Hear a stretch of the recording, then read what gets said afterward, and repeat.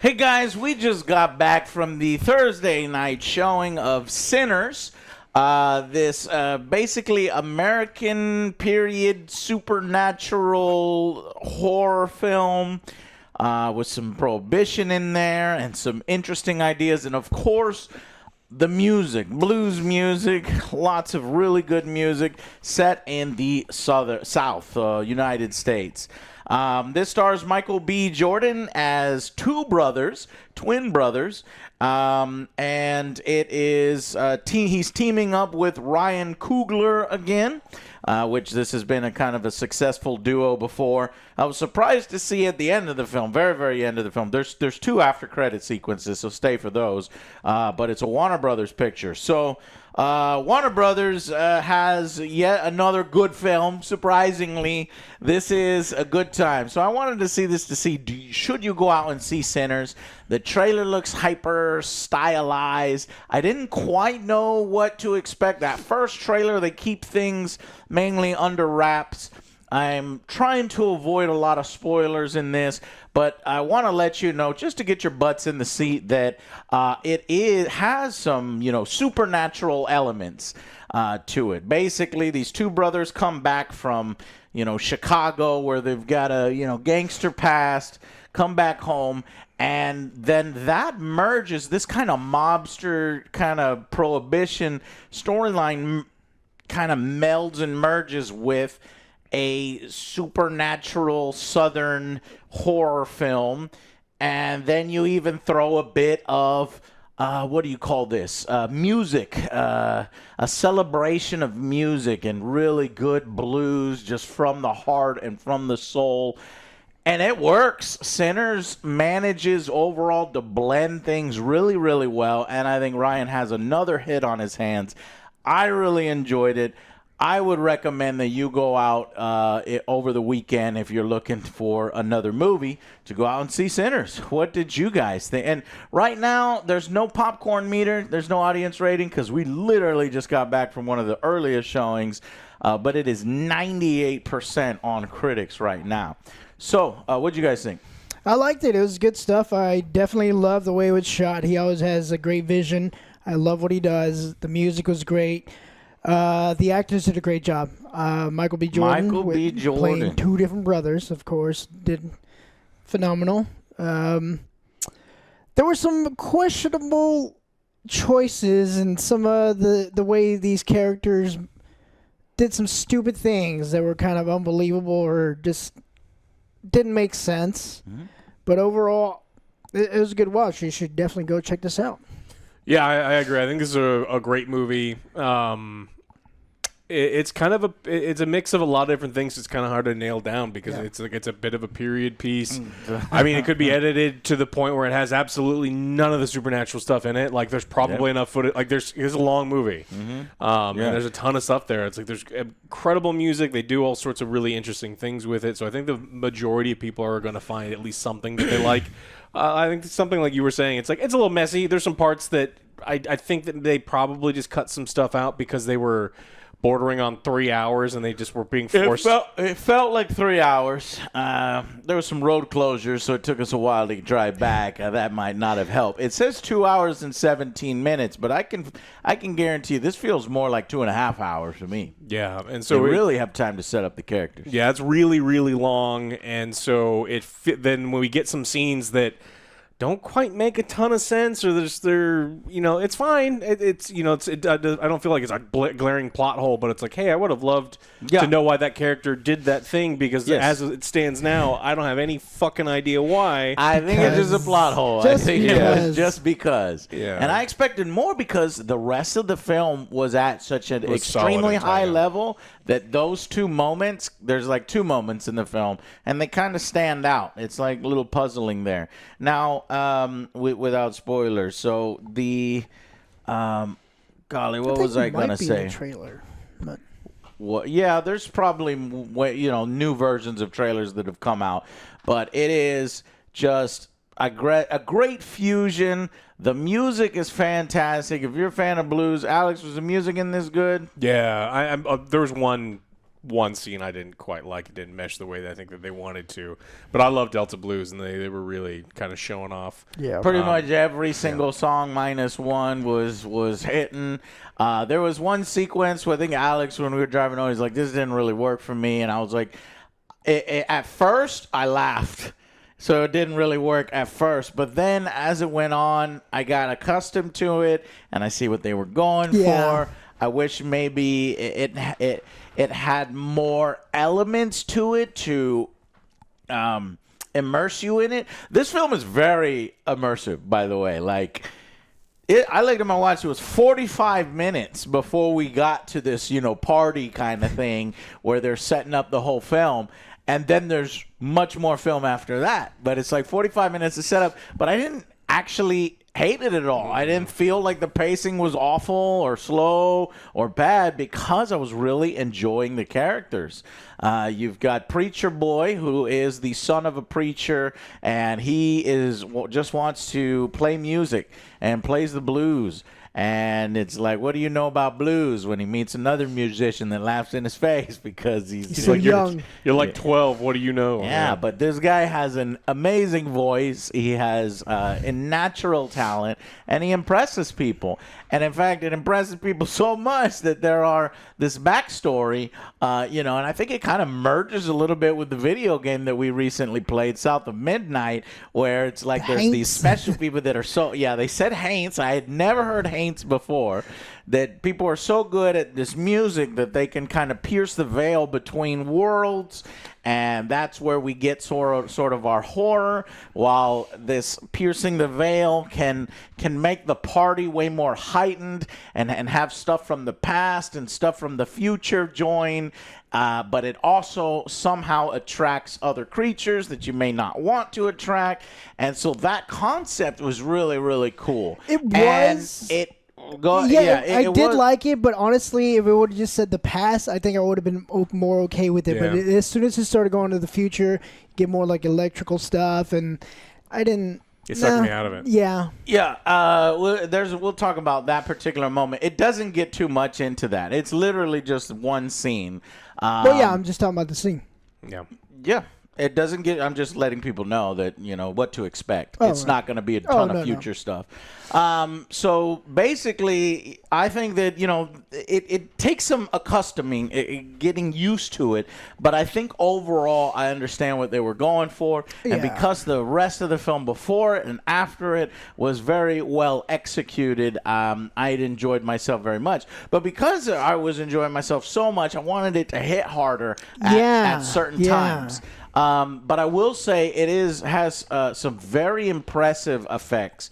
There's some good blood effects, some practical effects, even some CGI that looks practical, that's well done with regards to That's weird. Stupid light. It's the frequency of the lights. Go ahead and change it, Joe. We'll just keep going.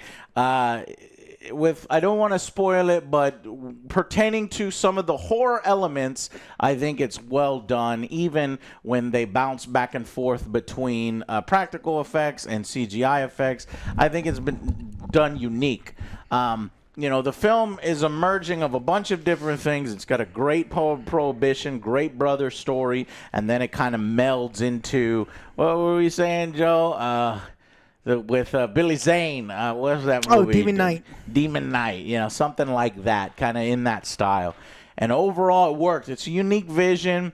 Kind of feels a little Quentin Tarantino at times. That's what I'm thinking about too. Yeah, but well written. Not quite as good as From Dusk Till Dawn, but good stuff nonetheless.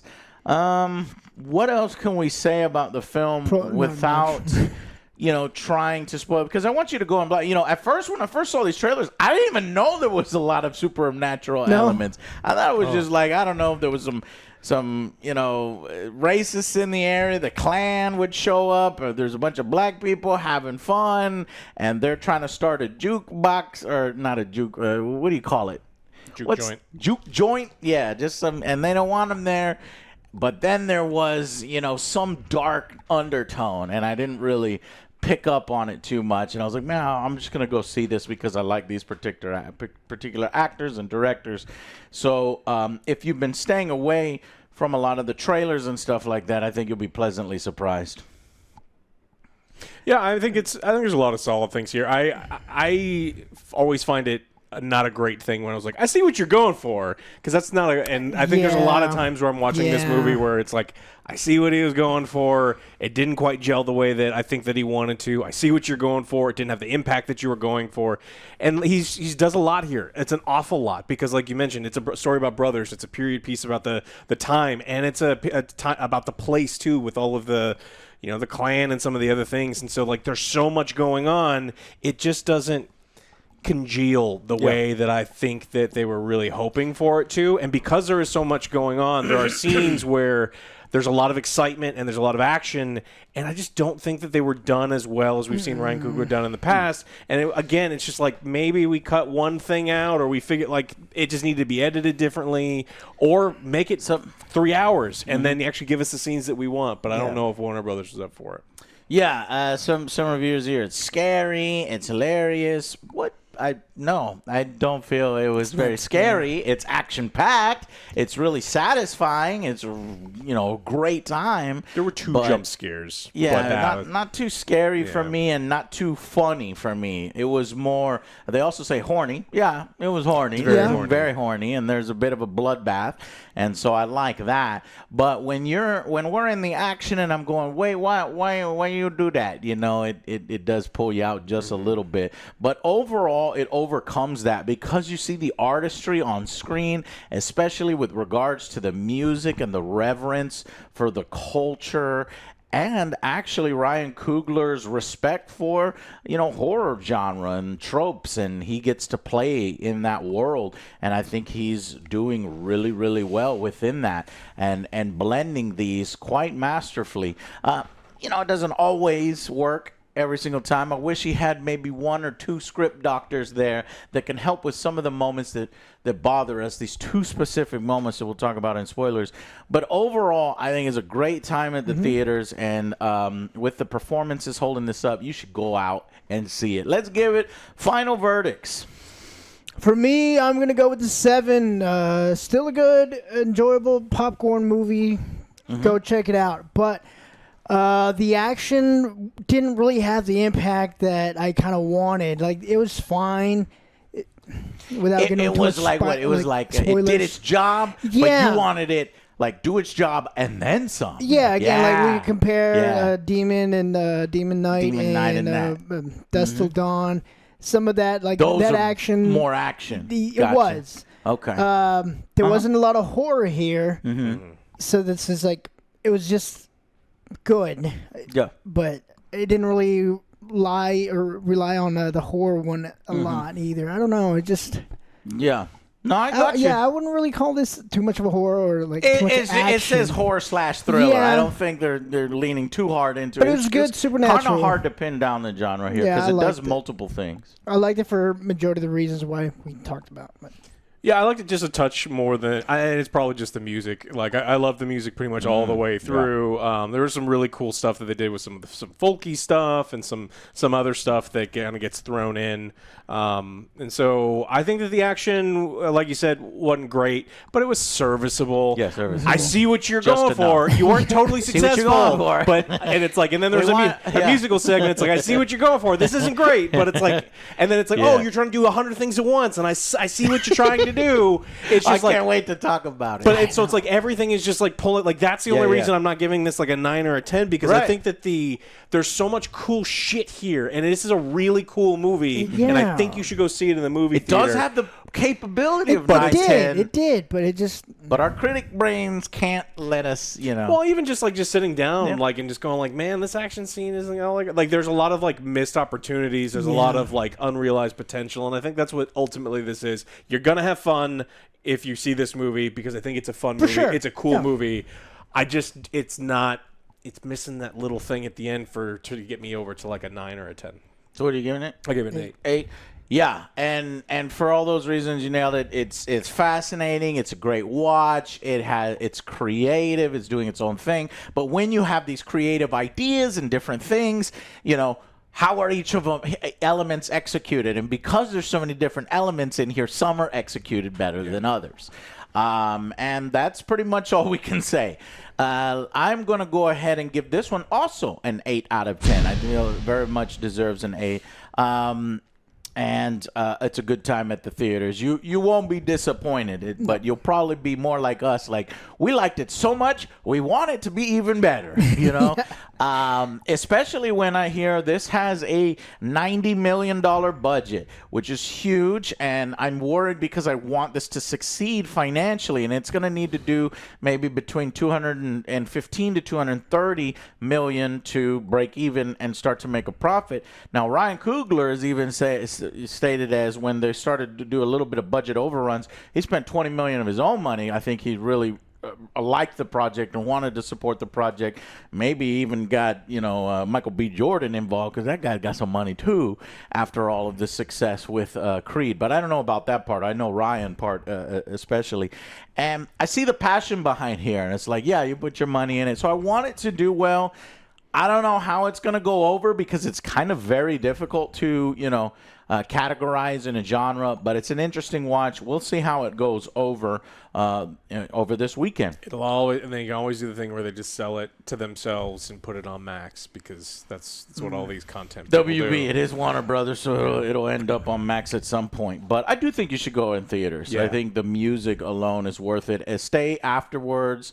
There's great music and a great feeling for it. So, okay, if you want to know, if you've probably seen it by now, I'm going to try to put this review up by Friday, so hopefully, it's a little early. Don't spoil it for yourself. Go and see it. If you've already seen it, or you're not going to see it, you want to dive a little deeper, join us in the spoiler section. Or you watch the most recent trailer that gives away everything in the movie. Yeah, that's a damn shame how they do that. Okay, I'll try to use footage from only the first bits of the trailers. Okay.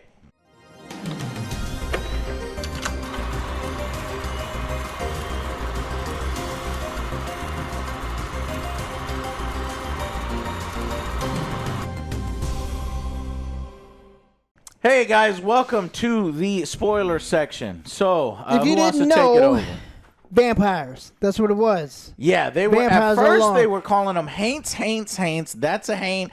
You're feeling like a haint. This is haint. And then she goes, at one point she's like, these are haints. Yeah, because that's vampires. after she throws garlic water in somebody's face. No, the vampires. You gotta let them in. They can't come in. Yeah.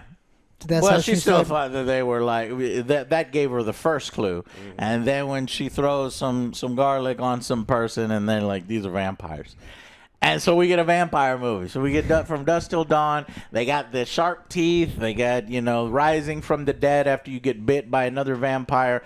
And it gets wild and crazy. It takes a while to get there. It's mainly a period piece about two brothers going back to their home, and they've got a weird past, and they're Little setting shady, up yeah. a little shady, setting up kind of an underground shindig that's possibly illegal. They come to buy property from this white guy who seems a little racist, but he wants their money, and so he gets their money and drives off, and that plays into the movie later on.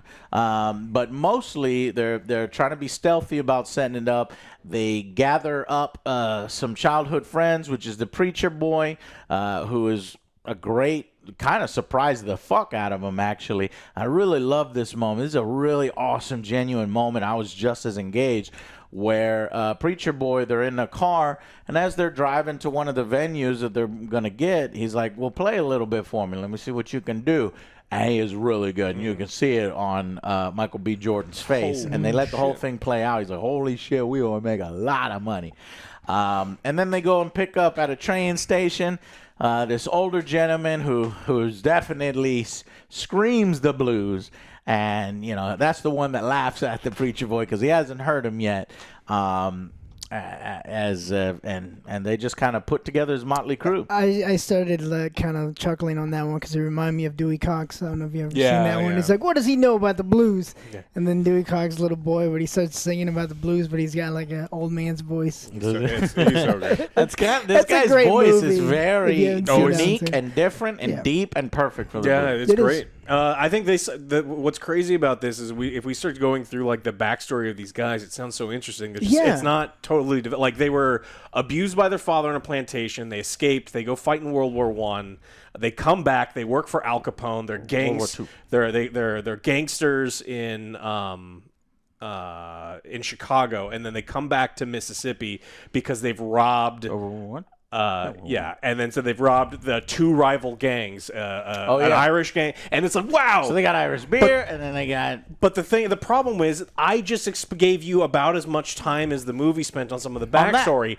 At this train station where we're recruiting people, they run into Haley Steinfeld, who is a major character in the movie, and they kind of brush over she's got a weird relationship with one of the brothers, but I don't feel like they developed it a ton. No, I think the other brother and his ex got a little bit more time. Mm-hmm. So it's like this was just another opportunity where like we're covering a ton of stuff. I just wish we had spent a little bit more time on each individual thing. For me. Yeah, I agree with that too as well because like their little scenes didn't really hit any emotional like heartstrings. Yeah, none of the Haley scenes did for me. But I was in the beginning. I couldn't really talk about it because it was vampires. But I kept drawing comparisons for the action from Dusk Till Dawn. They have like some great moments where the guy sacrificed himself. He's like just the dad. He's like, kill me. He does it because he's trying to save the kids, but he does it in a good way. This one, let's get to the two moments that we weren't because yours leads right into that. But but let's set it up real quick. So once we have all this story, we set up their backstory, we set up their women, we set up their friends. They get guys picking cotton. He's a really big guy. Cornbread. He can be the cornbread. He can be the body or the bouncer. And they get to the venue. And go ahead if you want to. But first. So they do no, go ahead. Yeah, well, and so as they're setting things up, we get a kind of a sundown scene where there's a guy, and he looks like he's just been dipped in Nevada acid. Like he's charred, and he's burning, he's running towards a shack. And he's banging on the door, and this racist couple, like, open the door and freak out, like, who are you? And then he tricks them, and he's like, hey, can you invite me in? And, like... these Indians are chasing me down, and one of the guys is like, "Are you sure they're Indians? Are they black people? There are no Indians here." Yeah, and then they invite him in, and then within 10 minutes, a giant group of what looks like hunters, vampire hunters, end up Indians. Know, and then they show up and they're like, "Hey, there's a really dangerous guy here. I hope you didn't invite him in." And they notice the sun setting, and then they get out, and we never see them again. Yeah, and that sucks because I like that group. It's interesting. He comes burning, so it's like, and you don't know the vampires yet, so it's like, is this a demon from hell? Is this a man possessed? What is it? And I like that mystery that they keep that going a little bit. Later on, he shows up with the two people that let him in because once the wife basically tells the Indians to take off, and then she goes back in her home, and he's already killed her husband. Yep. He's like, don't be scared. And he's like, real creepy. And this looks good. I love the way their eyes glow. And I didn't really want to spoil that too much and talk about it too much in the main review. But all throughout the film, the glowing eyes were well done. Especially when people are dancing in the dark. But what happened if they had a baby? He's sitting next to had a baby. I didn't. So notice the vampire has red eyes, and the father's dead on the ground. And he's sitting next to a crib. And I'm like, oh, cool. What are we doing here? No mention of the baby. No mention of the baby. But eventually, these three show up to the party. As the party's going on, why were they attracted to the party? Well, just before, we've seen Preacher Boy and how well he does the music when this lady joins him, who seems to be his love interest. She starts singing. Married woman. She's a married woman. He's trying to mess her out. Well, she is a sinner. She ends up dead. Okay, so I guess named the bar after her. That's the moral of the story. And the man never remarries it. At least it seems like such. But we'll get there. So yeah, he's singing, and as he's doing his song, then the camera kind of zooms out and starts to swing around, and you see the normal partygoers there that are people from the plantation, people from the surrounding town. And then all of a sudden, out of nowhere, you see like a Jimi Hendrix guy from the future. Show enough was there. Show enough. But it was over the top, Yeah. and he was with the electric guitar. And this is where Alex was talking about. It doesn't quite work, and I agree. And that moment, it didn't quite work. It's hard for that to work, period. I love it when he said the past, and then you have one of... it was a ukulele or some other kind of smaller instrument. That worked fine because the clothes. But anytime you're trying to bring motherfucking Bill and Ted's Excellent Adventure, it didn't work. Yeah. And there was a way to do it. You could have put, a Jimi Hendrix and kind of not went crazy with the costume or something. Well, again, you could have just not done the future. The future part, well, because it connects you with the past and ancestors. I like that, That's Joe. fine. There's no reason for past and future. Just past. Just connect you with your ancestors. And the music wasn't good. And so, like, the music didn't His blend music together. was worse. And so it's like, all you had to do, if you want to have the Jimi Hendrix character, just have him in there, but have his guitar playing being silent. Yeah. Have the DJ that's doing stuff, but have them be silent, and we just get to hear this. It's supposed to be like Robert Johnson. So let's see if story. we can remember all of them. So you've got the ukulele guy at the beginning, the guy from West Jimmy, Africa, and then you got the electric guitar, over the top Bill and Ted, Jimi Hendrix. Then we have one that I did think worked was the African dancers. Yeah. That had the drums, and the drums were in sync and beating great. We also have DJ. the Beat Boys, the beatboxers, and the break dancers. Yeah. That one was a little bit. That one's kind of like the future guy. Didn't really work. There was a ballet dancer. As we were going around, there's a ballet dancer. Fine, she's not talking. Get your ass out of traditional the thing. Chinese and then music. we moved traditional Chinese. This was the one that blew me away because I'm like, wait, I'm confused. I thought that it's the veil from the guy playing.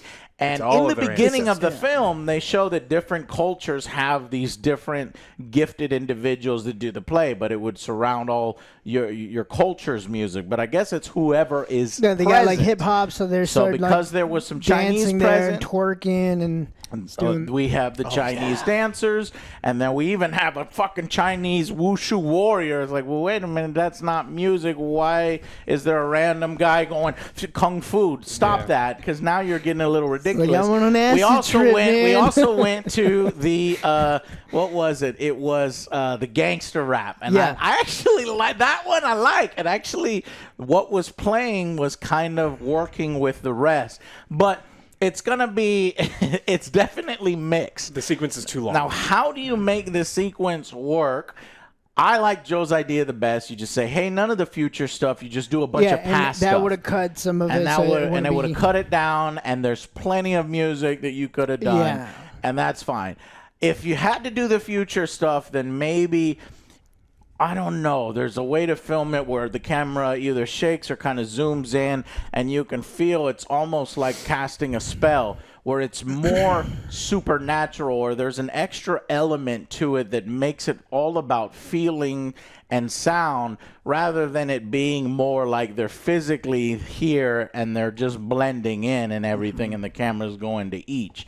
Some sort of more supernatural kind of thing would have been good. But, so that's the moment, and then after that plays, it attracts the vampire. And he comes with his lackeys, which are the people that let him in initially, and they come with some banjos and some instruments of them own. Yeah, and they actually, they're acting love and peace and smiling, and they want to spend some money, and...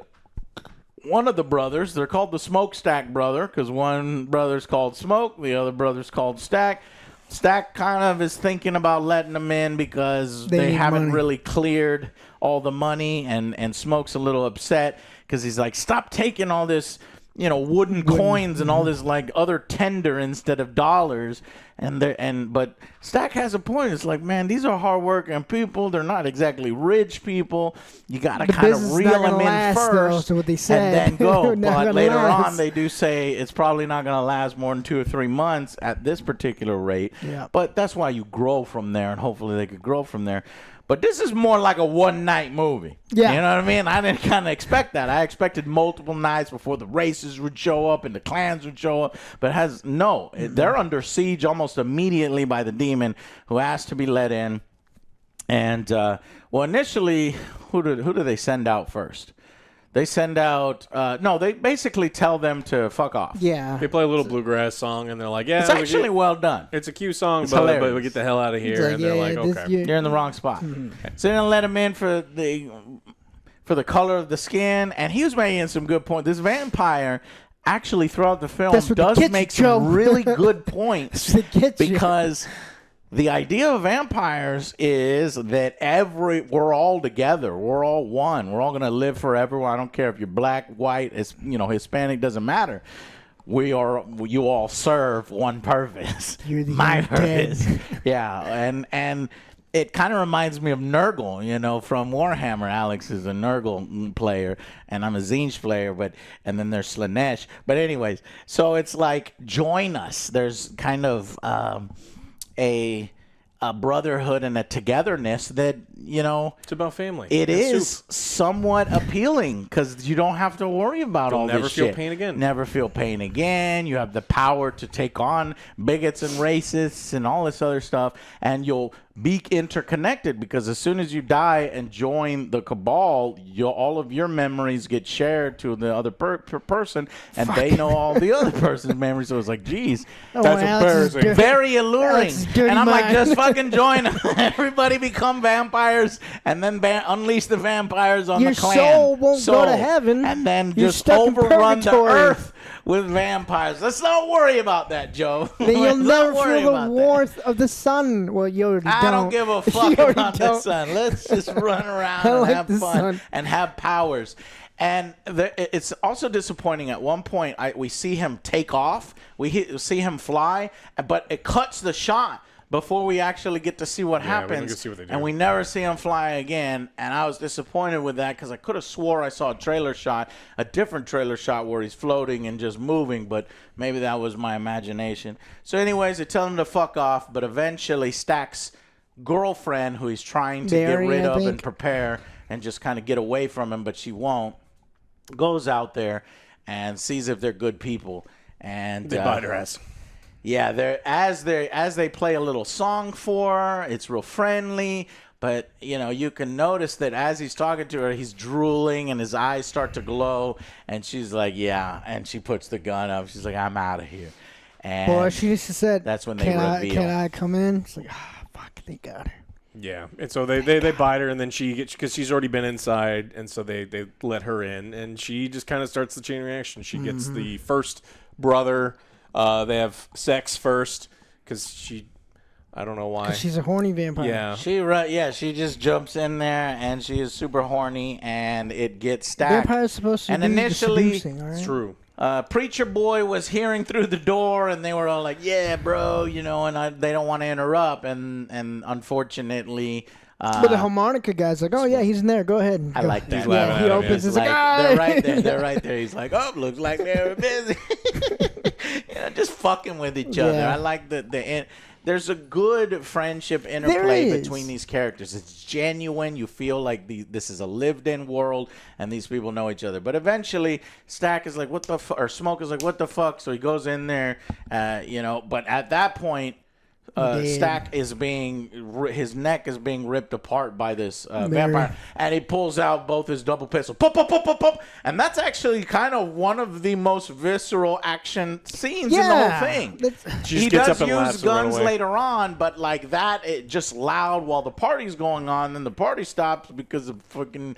To them, he just committed murder. Wanton. And it was awesome. It was sad because it's like, fuck, it's his brother. I didn't want Stack to die, but he does. And they lock the door, close the door, leave Stack's dead body in there so none of the guests see it. Tell everybody to leave. And I'm like, wait, the vampires are just going to let him leave? But we don't go outside with them. We stay inside. We're like, what the fuck is going on here? They don't know yet. Yeah, they don't know they're vampires got yet. Yeah. all of them.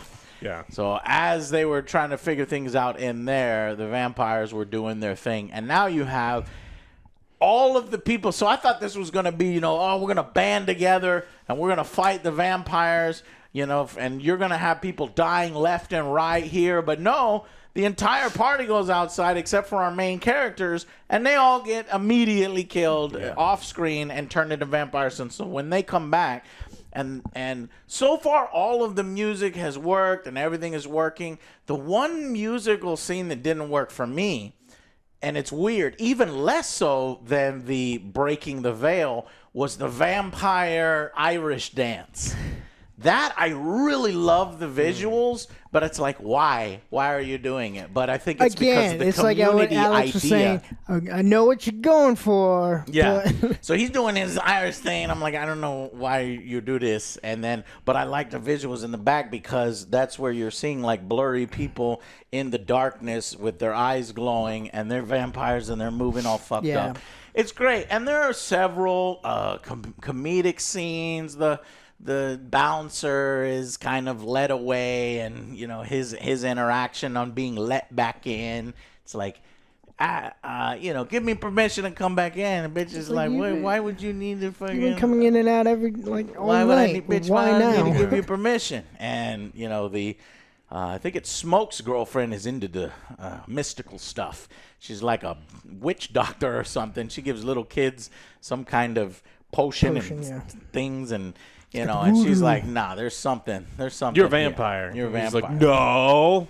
And then- Yeah, he doesn't know. And he's like, here, give me my money. You know, They were throwing it on the ground. and he reaches out, he grabs his hand, but luckily he fires the gun. It's just really great. So the moments of action are quick, they're visceral, they're real feeling. We just wanted there to be building. It felt like it was building towards this big action something scene. epic, and it wasn't. Do get the action scene. It's just- But it's not executed as well as the entire rest of the movie. Alex, if you'll give us...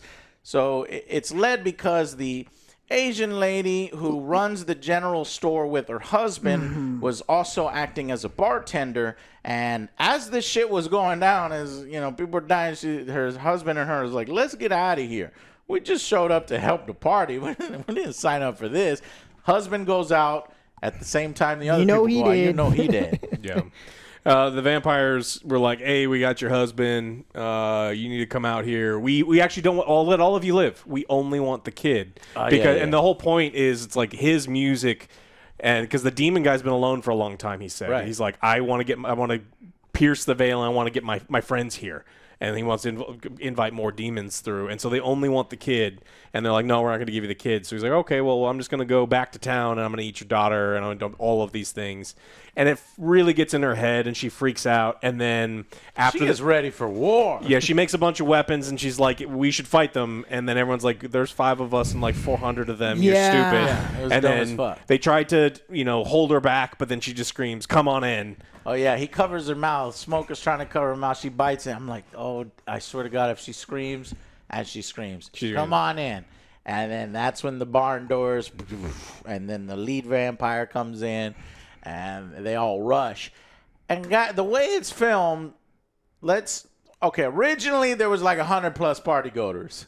All of a sudden, now there's only 30 vampires. But it's okay, still I'll forgive a it. team of like But 5 or even 6. Then, yeah, even These 30, are 40 vampires. versus 5 or 6.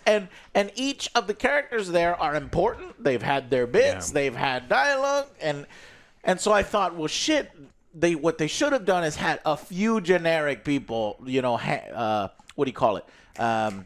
Staff at the bar, Yeah. people that were cooks and cooking, something to build the body count. Yeah. Because without the ability to show the visceral body count of people getting torn apart because you don't want to kill every single character Yeah. right away, that's where the weakness was. Yeah, there was no climax. I would say that I won't even say it's a good action scene. I think it's a fine action Yeah. scene. It was serviceable. Like all the vampires run in, and Bunch like of gunfire. there's They're so much using- blood everywhere, and you're not even seeing like which vampires are necessarily getting shot. You're not seeing which people are being thrown on the ground. It doesn't help that there's 2 twin characters, and you're like, oh, well, I don't know who the hell these people are. Someone does something to the main bad guy, and he like burns his skin. I think he throws more garlic on his face, and then he goes and then all of the vampires can feel his pain. They're connected in that way. And then the fight continues on, and then all of a sudden all the vampires, that's what's confusing. Yeah. all the vampires just fucking leave. They're So winning. they can't, we're doing some individual scenes now. The vampires basically tackling people, Yeah. and so you're on the ground. So basically, Smokes Hold on. What's the blues guy? Delta. Oates, was it who? What? Delta Slim? Oh, Yes. Slim, Delta Slim. So Delta Slim is knocked out. The crazy bitch that screamed, "Come on in!" She takes a Molotov right away and throws it at one of the vampires. Kills herself. Which lights the vampire on fire. But then they attack and they're fighting each other. And she's on fire. She while stabs she's on one fire. and she's engulfed. in But that flames. effect looks so fucking did. good. It did, but I'm just loved like, it so much. You just killed one, but there's like a there's- lot. Yeah, so you fucked everybody. You did. Stupid asshole. I did. hate you. So she dies. Then Smoke's girlfriend. By Annie. the way, we forgot to mention that Stack comes back as a vampire because he got Yeah, bit. He's talking to his brother through the door to open the fucking door, and he won't let him. Eventually, they do open the door, but they. Why does he run away? I think he gets hit with something. It was. That's when she realizes they're vampires. Yeah, she probably throws garlic on him, yeah. and he runs out. I mean, the entire time you're like, wait, why can't he go back in if he's been inside already? And it's like his building. He shouldn't need permission because he was already inside. But that's not how the rules work because it's a vampire. He was already there. Vampire But he was already in there, though. Yeah, he was already inside. But the vampire needs permission once it becomes a vampire. He was a vampire inside. He was a vampire inside. Oh, well, I don't actually think he needed permission to come in, did he? Well, I guess Did they it do was another just- scene of him asking permission? No, he just actually walks up to them and gives them more talking points. Because once all this shit goes down, eventually the leader does come while the group of people think he are just inside. took off 'cause they this sprayed is him. another good scene as the vampire tries to explain, just join our coven. It'll lift the burden off you. And I was actually almost it's like quite you've convinced. always been looking for freedom. We've been running from everything. That's where his this brother is comes like to real talk to him. freedom here. And yeah, I think y'all are right. The brother can enter at any time, but one vampire is gonna get fucked. They so had he no needs to have the weapons. rest of the people. You don't know that he Man, got we hit. can't think about and he it. ran out because he was burning. So they do have some kind of weapons. They've got the voodoo lady's weapons. Anyways, the voodoo lady gets knocked down as well. She is being killed, and Smoke is like, "No, not you." So Smoke's girlfriend. Annie.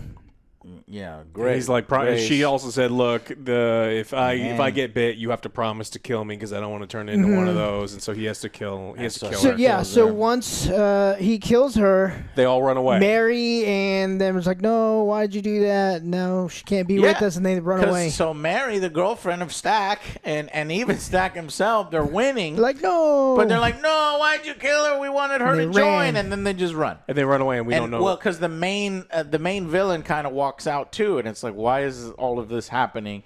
That's the other They second needed part. a breather, I guess. I'm sure the way the director would describe it is, well, because the main villain was being hurt, and all the other soldiers are also feeling the hurt.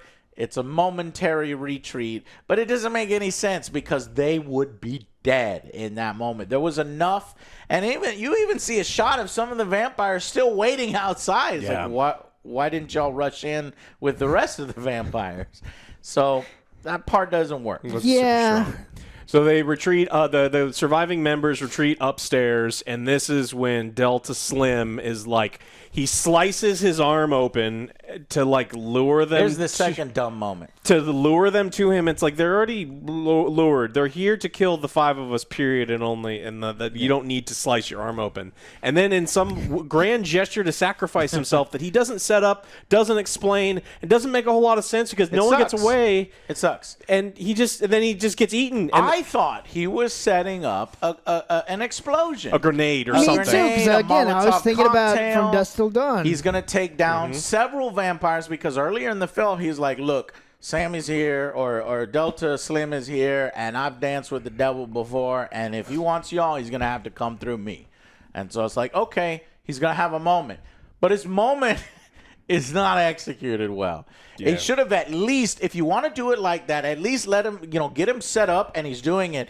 And so he has this great plan, and then he just gets fucked over. Yeah, it does. That would have been fine, but you don't understand his plan. Now, here's his plan, and here's how the director's going to describe it. Oh, well, because they retreated out, They're eventually going to come back in, and here comes 27 more vampires, and Slim makes the sacrifice to distract them so that as they're leaving to go out the back door, Slim is like, come after me, focus on me here, bitches, here's my blood, and it turns all of the bloodlusted vampires to him so that his friends can get away. But I just wish it was executed better. That's the explanation. Then he just gets ripped apart and dies. It's like, cool, if that's what you're going for, great. You completely and totally fucking failed in showing the audience anything that resembled that. So you or the editor absolutely butt-fucked that situation so bad that... because that character deserved better. I like that. Like, it is a bad scene because the vampires are immediately, like, the second he's dead,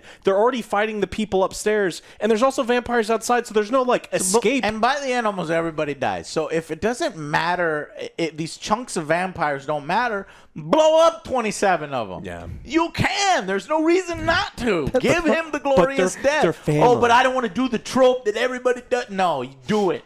Anyway, so the survivors, who is left? It's Smoke. It's Sammy. Sammy's girlfriend. Sammy's the lady that he's cheating with at this time is still alive.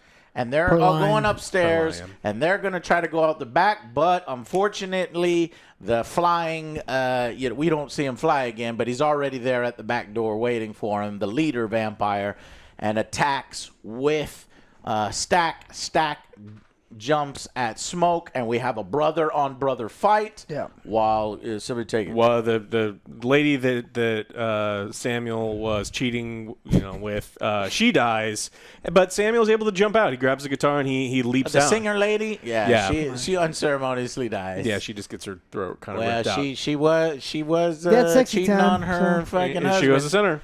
At some point, we forgot to mention that Preacher Boy takes her into a room after he does his song. She's hot and heavy, and they have a sex scene. But first, he wants to lick up on her. That's way. And she's like, "No, I gotta wash up." He's like, "No, I like the taste of you," or something. Yeah, he wants to taste. He wants to taste. Little so breakfast at Tiffany's. So that's why the movie's real horny and stuff. Yeah, it's very horny. Well, there's like one of like five references to cunnilingus. So, yes.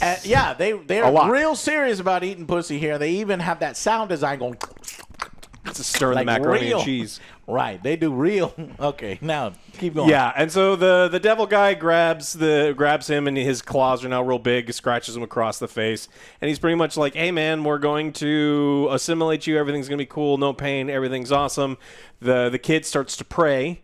And he's like, the guy laughs him, and he's like, he's reciting, the Lord's Prayer, and he's like, I know it too. This is so what he you think recites it's like. It with him. And I like this. It's creepy. Yeah, the people who subjugated me forced this upon my people, like probably the Irish, those damn fucking English. That's why they did the Irish jig. And so it's like he's like, oh, I know what it's like to be subjugated. This is why we can all be together.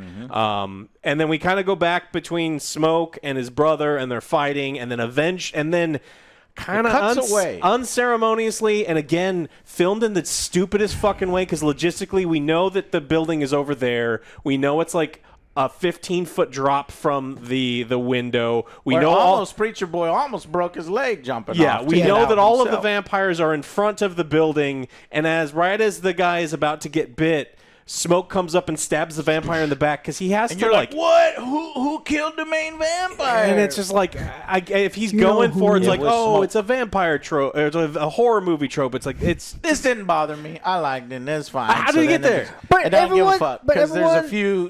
This. But this everyone happens sees everything. They're all assimilated. So he's like, oh no, he's sneaking up on our boss. He's sneaking up on our boss. I'm not denying it. It is a Game of Thrones moment. You should but I hate it then. I hate it then, and I hate it here because like this isn't one of those. We OJ, have to point it out. This is not an OJ movie where characters teleport and like dumb shit happens. This was something like they had tried to keep the fights kind of reasonable, and so the bad guy just at A-level storytelling, cinematography, acting, and then it's at B-level. what do you call it? Tropes. Sea-level tropes. Yeah. And Keep so going. the bad guy dies. He just gets stabbed in the chest, and all the vampires also go, because they can feel his pain. Yeah, And the the sun I sun. like comes the up. way this looks. This shot, it's amazing. The This twirling is like fire? the twirling Yeah, fire. it's really And cool. as his body is burning, So he you looks like- over. He does get to enjoy the sun for a little bit. I wish they would have pushed that moment a little more. That he's like, oh, that's what it looks like. But I've seen that So in another you vampire like movie. this one, this burning better than the Salem's Lot?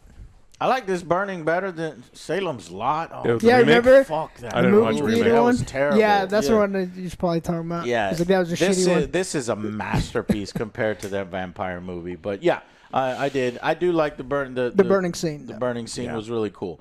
But yeah, I agree with all those. So basically, 3 moments in this finale, in this final fight, are those moments you're like, but wait, no, and I don't want to do that. Yeah. Yeah, that's I how don't want felt. to do it. Yeah. This is only the first of 4 endings, though, because there's 4 endings for this movie, because they don't know how to end this movie. Because you're like, he kills the vampire. We loop back to the beginning where he takes what's left of his guitar, and he Goes goes back to to his church. father's church, and his father's like, renounce your music playing ways, and he His says, father said your devil's gonna follow you home. Yeah. Something bad's gonna happen if you keep going over there with those people. His father was right. Yeah.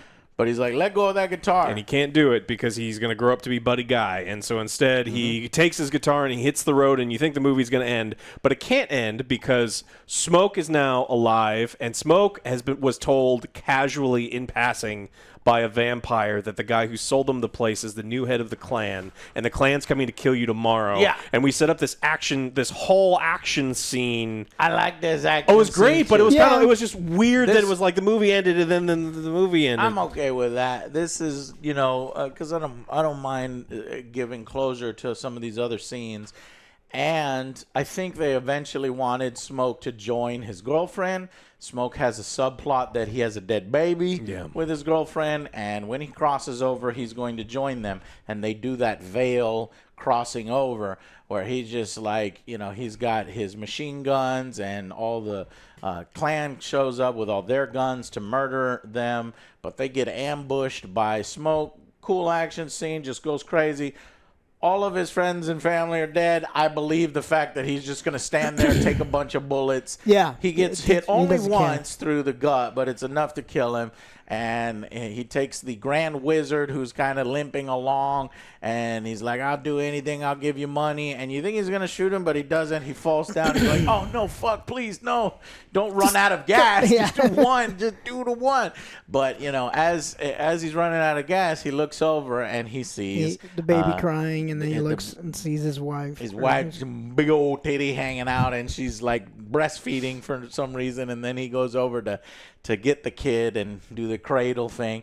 But then he, the racist guy is still there talking to him, and he looks over and he goes, empties his clip. And I was like, man, that's a good ass scene right there. And then, then he gets the child. I'm like, yeah, but you made this big loud noise with the Thompson, and the child is not Different crying. world. Yeah, the baby didn't hear it. Baby didn't hear the murder. Yeah. Only the Wonton smoke. murder. So then he gets the baby, and he gets to rock the baby, and then he dies. Yeah. He passes away. And then I was like, all right, that's a good send-off. But it's still not over. Because Yeah. Alex says there's 17 more endings. There's more endings. So and here's and then the we next ending. what's the next one's the Buddy Guy one where we go to Yeah. 1994. So it goes 1992. 1992, and so the Samuel grows up to be not Buddy Guy, A popular but blues musician. But musician. He's got the claws, and he's playing in his own place that he's Baby. named after the lady that he went down on Line. one time. So Sad jinx, guy. Alex. Doesn't look like he ever remarried. And so he is truly the blues personified. All the people that he loved died in one night, and he has love lost, and he never remarried. You got to be hurt to really sing the blues correctly. And so he's singing the blues, and then he takes a break, and he's at the bar. And as he's taking a break, one of the bouncers comes in. Hey, there's some people that want to see you. They're paying like $200 to be let in. Should I let him in? They want to be let in. He's like, yeah, go ahead. You want to be invited in. They want to be invited. And then he goes, just as the guy walks off, he's like, wait a minute. And then it turns out it is Mary. And then they're in the living. They got the 1992 clothing, looking like in living color, coming in here. It is Stack and his girlfriend. It turns out that Stack and his girlfriend ran off, and Smoke, instead of stabbing him, could not bring himself to kill his brother, who he was the big kind of protecting his brother his whole life. He's just made the brother promise not to kill Preacher Boy.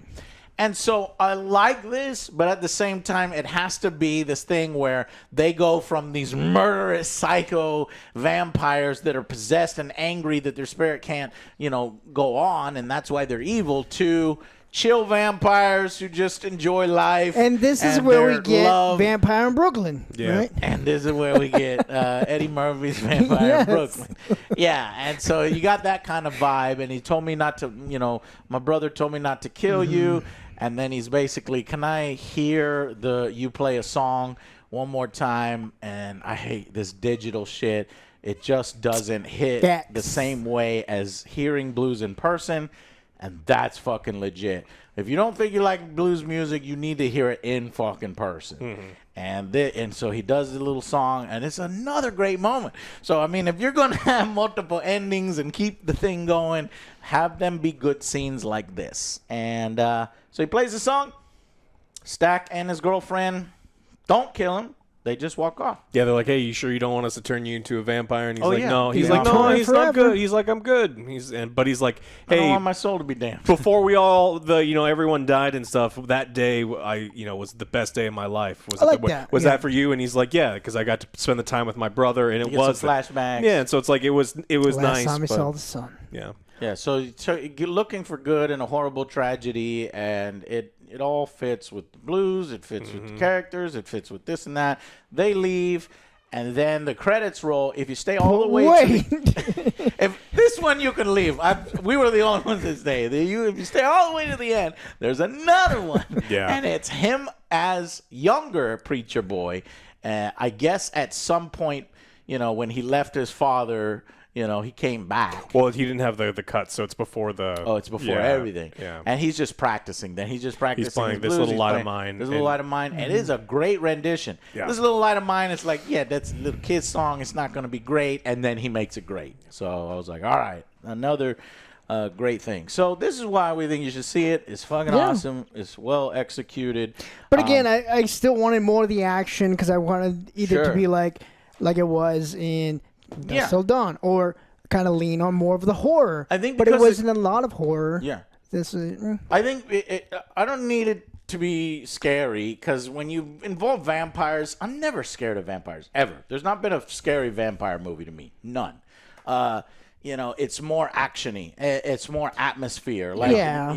So that was never gonna happen. But the 45 minutes that it takes to get to the party, we enjoyed and we like. But if you want to take 15 minutes of that away and put it to a fight scene, put more party goers that stayed inside, that were too scared to go outside or whatever, or write it in a different way so we can actually have a kill count as the vampires rip people apart and have that more visceral. You might get some moviegoers to actually get scared. They're like, oh fuck, they needed a new fight choreographer, because I don't think that they just it could be exactly the same length of time, but if they had someone like more competent doing some of these things, because I think so many of the deaths are kind of like the market lady. That death is not unceremonious. That it was pointless, but like her burning was crazy. Awesome. But like a lot of Perline's the ripped necks you don't really see. They're almost on the back end of the ripped neck. Yeah. You do see Stack's ripped neck, and you see it in a gross way when he wakes back up. Yeah.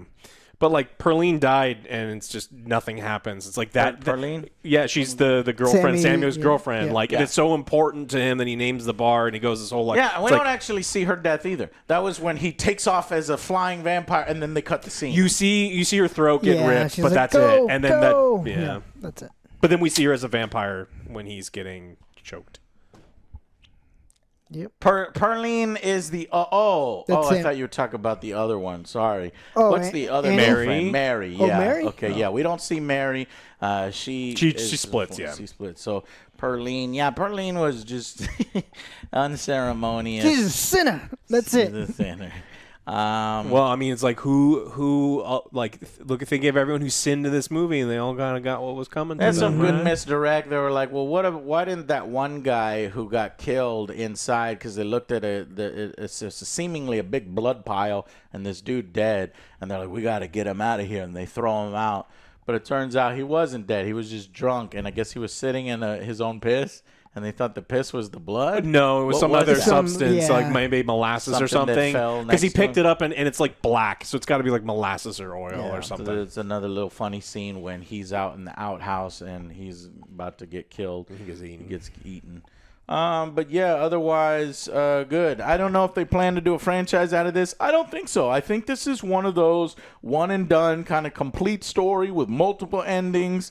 They don't need to do a Sinners 2 where it's fucking vampire stack and vampire marry girlfriend doing a vampire in Brooklyn situation call Bleed. and taking on, even more vicious vampires. No, I think it works as a one-time thing and a cool story. And yeah, so another hit. So you're saying we from don't need any Ryan more, Coogler. but HBO is going to force someone else to take the IP like they do. I with- hope not. It is WB. They do seem desperate. Yeah. But maybe that Minecraft is like, all right. Did really well. Let's make a bad TV show. Okay, cool. They're going to do that for everything. I don't think so. Other want it. films that he did, obviously he did Creed 1, he did Black Panther, he did Creed 2, he did Judas and the Black Messiah, which I never saw, Space Jam, that's his worst rated one, and then he did Black Panther, Wakanda Forever, Creed 3, a film called Anthem, I've never seen it, and then Sinners. So I'm excited for what he does next. Yeah. And if he works with Michael B. Jordan again, you got me. Let's see them go to space. So we went in the past. We've done the boxing. Let's see a sci-fi Creed 4 in Ryan space. Coogler. That would be cool. You ever seen that? Creed 4 in space? Yes. No, Joe. Flash Gordon. Did they reanimate the old guys and put Yeah, them in we'll robot bodies? bring back fucking Rocky. Bring back Rocky. Anyways, all right. Well, I think that's pretty much everything covered. And yeah, so I guess they do get happy endings after all, just reversed. So Stack gets to be with his girlfriend as a cool vampire in the 90s, whereas his brother Smoke gets to pass away and go to heaven with his child and his love. And yeah, all right. Well, that's about it. Thank you so much for watching, and we will see you on the next Angry Joe Show. Bye, guys.